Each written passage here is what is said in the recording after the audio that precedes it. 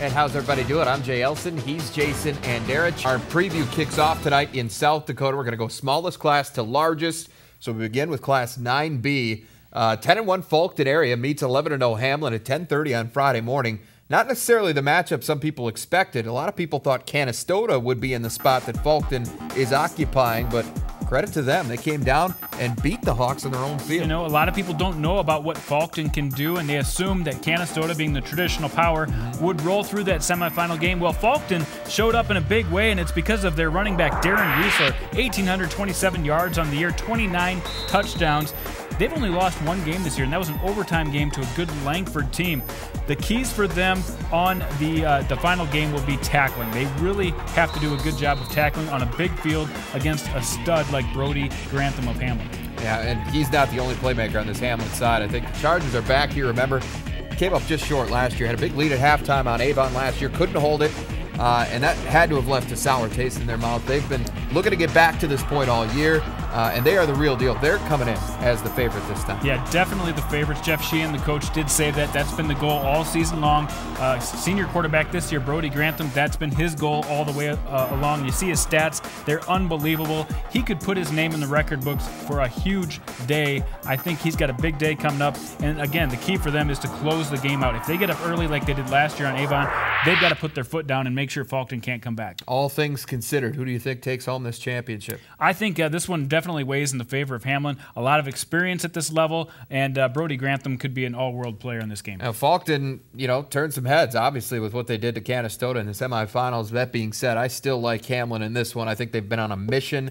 I think they've got the playmakers to get it done, and I think they will close it out and get the 9B championship. 9A's championship game is actually the first one of the weekend. It's slated for 10:30 Thursday morning and features a couple of the state's premier nine-man players, Lorenzo Williams and Wolsey-Wessington, taking on Luke Loudenberg's Howard Tigers in what is the only matchup of undefeated teams. Let's start with Wolsey-Wessington. Lorenzo Williams, obviously the headliner for this football team, but they've been delivering week in and week out all year. Two players in this game have over 2,500 yards rushing. Lorenzo Williams, one of them. Wolsey-Wessington might not throw a pass in this game because their key to their victory is going to be ball control. They need to keep Luke Loudenberg and company off the field, so they're going to have to control the ball through the running game, and they can do it. They've got two guys on this team that have had at least 100 yards rushing per game in every game this year. I don't think people know how good Wolsey-Wessington is. They've got a stud in Lorenzo Williams. It's going to be fun for the rest of the state to see. I think Howard has a little more experience at this level, but in the end, I think Wolsey-Wessington is going to find a way to pull out one of what people might think is an upset, but I think the Warbirds have a chance to really win this. I'm going to pick the Warbirds. I'm going to go against you. I like Howard in this game. Loudenberg, obviously a big reason why. 50 touchdowns hard to pick against this him. year. The all-time leading rusher in nine-man football in the state of South Dakota. Yeah, it is. It's hard to pick against him, although they were upset last year in the semifinals. Stranger things have happened, but I think they've done enough. I've seen what I've needed to see out of them to think they're going to be the 9A champion this year. All right, well, we'll see another Wessington in the Class 9 AA championship. 10-1 Woonsocket, Wessington Springs Sanborn Central making its first appearance at the Dakota Dome against unbeaten Gregory. The Gorillas back for the first time since finishing runner-up in 2007. Gorillas are an unbelievably good team. The only undefeated team left in 9AA. They've outscored opponents 532-40 this year, not only on offense but on defense. They haven't had to throw the ball much, but when they have, they've been incredibly efficient. Look at Kurt Braun's stats, 44 of 61 passing for 20 touchdowns and only 2 interceptions. So that's a team that can throw the ball if they need to. They get in that dome. It's going to make things tough for Woonsocket, Wessington Springs, Sanborn Central. Well, that being said, what are the keys for Woonsocket, Wessington Springs, Sanborn Central to try and do what seems to be unimaginable at this point with how well Gregory has been playing? Well, the Blackhawks do have a good team as well. Only one loss on the year, and that was a 2-point loss to maybe one of the best teams in nine-man football. So they are coming in with a lot of confidence, too, with Austin Messmer, 34 touchdowns on the season. They can run the ball. So for them, same kind of thing. Keep Gregory off the field and limit the big plays from Kurt Braun, and they've got a chance. Do they, with that chance, do they get it done? I think Gregory's just too good. I have to pick the Gorillas in this one. I like Gregory as well. I think they've been number one all year and have totally lived up to the expectations. Yes. I agree. I think Gregory gets the win rather comfortably, in my mind, as a matter of fact. Well, St. Thomas More hoping to shake the label of best program never to win a state title in Class 11B this season. We'll preview their matchup with high-powered Parkston when we come back. Varsity Sports on Midco Sports Network is presented by AE Tech Electrical Training Center in Rapid City.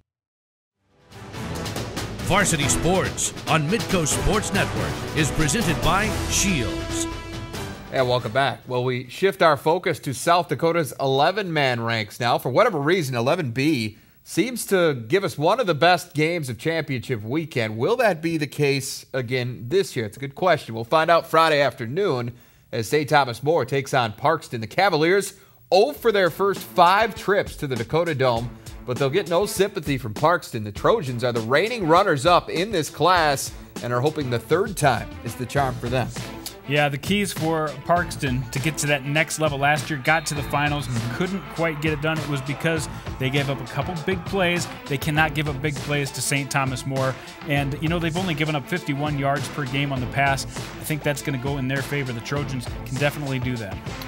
For St. Thomas More, obviously, kind of a always the bridesmaid, never the bride type situation for the Cavaliers. I mean, we've seen them so often get to this point and just not be able to finish the job. What makes it a different story this time around? Well, we all know they can throw the ball. Matt Eastmos had a tremendous year throwing the ball for St. Thomas More, but they're going to have to match the physicality of the Parkston Trojans. Easier said than done. They've got a couple big guys, Andrew Montoya and Lincoln Feist up front. I think they've got a chance. They're a little more physical than people think. Just because they can throw the ball doesn't mean they can push people around as well.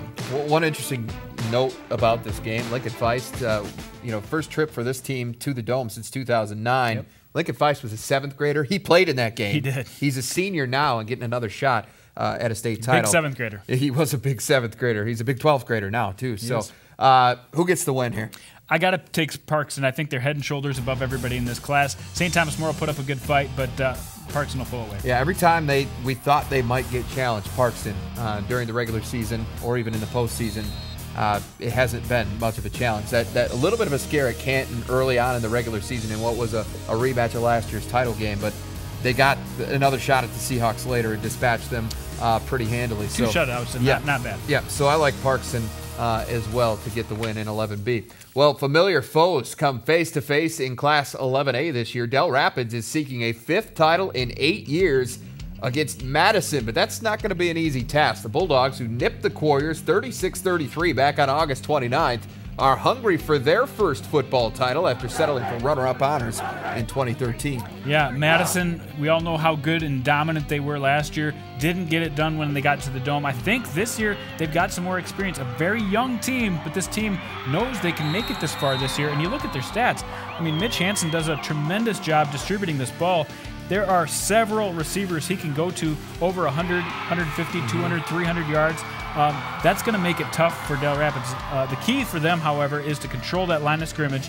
They need to be fast and physical to match up with a great team like the Dell Rapids Warriors. Yeah, and for Dell Rapids, Riley Schmidt obviously going to be a big part of the key for that team and just one of the premier running backs in the state of South Dakota. But other than that, what do the Warriors have to do to get back on top? Well, they need to be able to pass the ball a little bit. Jason Nelson's done a good job when he's had the chance. The very first game of this year, he had his best game passing, and that was against Madison. And it's because he found his running backs in the backfield, and that's really been the source of all of their receiving yards this year, is dumping it off to Riley Schmidt and Tanner Lundgren. And I think they're going to have to do that same type of thing. Remember, they only lost by 3 the first time around, and they missed 3 extra points. So another key for them is to hit on their special teams. This, to me, is one of the tougher ones to call. Who do you have here? I am going to take Dell Rapids. I think Dell Rapids has been getting stronger and stronger. They start 10 seniors on this offensive team, and I think the senior leadership is going to outdo the juniors and sophomores that have been playing for Madison. And all that championship experience, I know we go back, they're looking for 5 titles in 8 years. They had a runner-up in there as well. Not all these guys were involved in that, but there's something to be said about that when your program has been around that much success. I think that comes into play here. Even though Madison, a lot of these guys were a part of the game last year, I like Dell Rapids as well. I think they get the win in 11A. All right, well, more previews to come, including a South Dakota battle between the Bobcats and the Bucks, and a rematch between a couple of Sioux Falls rivals. Plus, A little bit later, we'll look at the most unlikely of this weekend's Dakota Bowl showdowns in North Dakota. Stay with us. Varsity Sports on Midco Sports Network is presented by AE Tech Electrical Training Center in Rapid City. Varsity Sports on Midco Sports Network is presented by Shields. You've got to figure the defense is going to play a big role for them. The Bucks have taken things to a whole nother level on that side of the football here late in the year. Yeah, it's so easy to get caught up in numbers and talking about stats and offense all the time, but let's give credit to that defensive line. Tim Cross, Matt Fitzgerald, Evan Greenway. That defensive line for Yankton has been unbelievable, and that's the key to victory for them on coming up on Saturday, because they have got to play one of the best running teams in the state, and that defensive line has got to contain the run. Well, I mean, you walk right into it. I think a key to the game for Brookings has got to be that running game. Gerald Maxwell, Mikey Daniel, Dayton Bird, these guys are all capable of piling up big numbers. And they're going to be a big part of the equation for them. Each of them don't get that many carries individually, but together they get a lot of carries, and they're going to have to dominate that line. But the key for them defensively is to really make Yankton a one-dimensional team. Yankton has so many weapons in that backfield. They've got 4 guys they can go to at any given point, and they're all about the same production-wise. They've got 4 receivers they can go to at any point, and they're all about the same production. So the key for Brookings defensively is to make Mason Strahl one-dimensional, running or passing, and then hope to get a few turnovers. Do you think Brookings is successful in making Yankton one-dimensional? Do you think they get the win here? This is the toughest pick for me, because all year long I've been on the Brookings bandwagon. I thought that they were the best team in this class. These last couple weeks, Yankton's defense has really been impressive. But I think there's something about a running team in the Dome that will eat up the clock, and I think the Brookings Bobcats will get it done. The running game can be such a huge piece, especially if you've got multiple weapons like Brookings does. But that defense has been so good. I mean, and against some good teams, too. I mean, they shut down Harrisburg twice, a team that was capable of putting up some big numbers, once in the regular season, once in the postseason. And I think that defensive line, I mean, if they come to play, that's the difference in the football game for me. And I think they will come to play. I like the Bucks in this game. Look for Brookings to use that play action, too, because they're so dependent on that run. They might get one downfield as well. All right. Well, the final game of the weekend looks a lot like the one we saw last year in Class 11 AAA, and it should, because it's the same 2 teams, Lincoln and Roosevelt. The Patriots have won 21 straight games, including last year's title tilt with the Riders. A win here would give Lincoln its 3rd title since 2008. Yeah, Lincoln has been the epitome of a balanced offense. They do such a good job with Isaiah Roach. We know all about Nickel Myers, 63 catches on the year. Braxton Large has sprung out to be one of the best running backs in the state. Great balance, but the key for them, in my mind, is their pass defense. They've been banged up in that secondary all year long. Last year, for the first time, they put Nickel Myers at cornerback. Did a great job shutting down Jack Perry. Nolan Burchell came up with a couple big interceptions. If they can do that, if they can shut down that Roosevelt passing game, I think they make them one-dimensional, and I think that's going to be the key to victory for them. Interesting part for Roosevelt coming into this game is the fact that a lot of people thought they were going to be here. This team came in as a near unanimous #1 at the start of the season.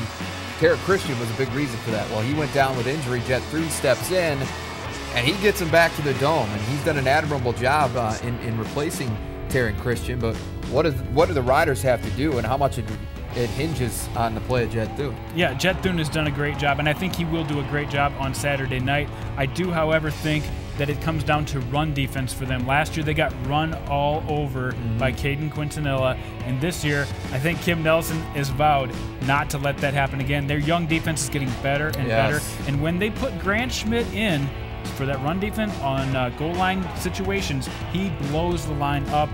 That's a key for them in this game. The proof that this team has gotten better defensively, just go back to the semifinal win over Brandon Valley, because time and time again, at big moments, they made the play to get the stop against the Lynx, and it helped. Was a big reason why they won that football game. Finally, got to get to the pick here.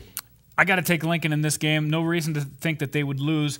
They've gotten better just as well. Roosevelt defense, however, has gotten better, but I still got to go with the Patriots. Yeah, I've picked against Lincoln a couple of times this year. I'm not going to do it again here, including the first matchup between these 2 teams. I've learned my lesson. I'm going to go with Lincoln to win. All right, well, North Dakota will settle their scores on Friday in Grand Forks. We'll preview all 4 of those matchups when we come back. Varsity Sports on Midco Sports Network is presented by AE Tech Electrical Training Center in Rapid City. Varsity Sports on Midco Sports Network is presented by Shields. And welcome back. Well, let's get right into our North Dakota previews now. Cavalier has been absolutely dominant this season, outscoring its 12 opponents by a count of 718 to 46. The one thing the Tornadoes haven't done is face a team as good as Shiloh Christian. Skyhawks come in at 11-0.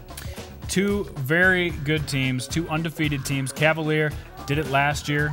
They did it with Ryan Crest. This year, they've got a different quarterback in charge, and that is going to be Trent Carroll. And I tell you what, he can pass the ball a little bit, even though they don't have to. Brock Robbins dominates the headlines, 1,939 yards, 39 touchdowns. But I think the key for them is to hit a few passes early on. And I also have to mention Jeff Stith on defense with 22 sacks. Not that Shiloh Christian will be dropping back to pass a lot, but watch out for him. Shiloh Christian, what do they have to do to slow this team down, which is obviously easier said than done? Well, the strengths for the Skyhawks this year have been winning that battle up front. They absolutely execute that wing tee offense better than anybody else in nine-man football. But to continue to do that against a dominant defense like Cavalier is a big task to ask of them. But they've got two backs, Blake Emmel and A.J. Dale. Both went over 200 yards last year, both over 1,000 yards for the season. They're going to have to keep it mixed up so that Cavalier cannot key on one or the other. Who gets the win here? I think Cavalier is definitely the favorite here, and I can't pick against them. I got to go with the Tornadoes. Yeah, I like the Tornadoes too here. It's just with what they've done, and you hate to look back to last year because it's so different from one year to the next in high school football, but it's a very similar story, and they just have dominated just about everybody they've played. So I think Cavalier gets another championship here.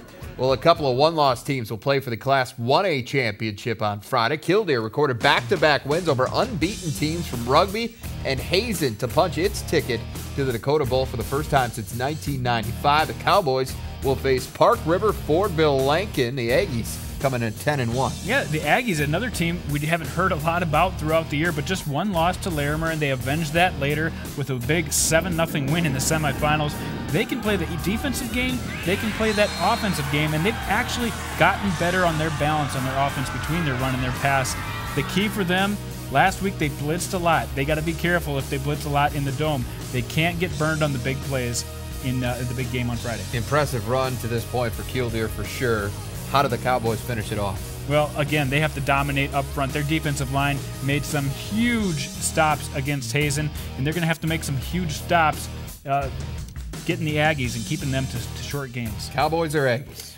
I think I've got to go with the Cowboys in this one. The Killdeer is, I think the West is that much better than the East this year. Yeah, I like Killdeer as well. I think just those wins over the last two playoff games over Hazen and Rugby. Impressive to say the least. Both on the road, too, by the way.